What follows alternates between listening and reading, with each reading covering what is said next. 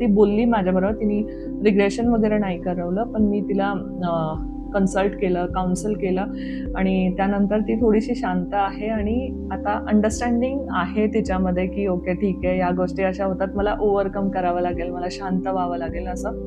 तर अशा प्रकारे कुठलाही कुणाला वादा वगैरे करताना किंवा आपल्या स्वतःच्या मुलांबरोबर पण तुम्ही खूप जास्त ओव्हर अटॅच होऊ नका, है ना. एक त्यांना फ्रीडम द्या, त्यांना जगू द्या.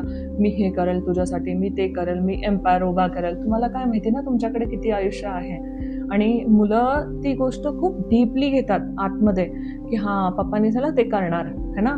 सो हे नाही व्हायला पाहिजे. ह्या गोष्टीचं खूप जास्त लक्ष द्यायला पाहिजे, बिकॉज हे कुठल्या पद्धतीने ओपन अप होणार आणि कसं आयुष्यावरती तुमच्या असर टाकणार तुम्हाला नाही कळणार. ठीक आहे. हे सोलची दुनिया खूप जास्त सेन्सिटिव्ह असते. सोल खूप जास्त सेन्सिटिव्ह असते. गोष्टी बोलल्या ना ते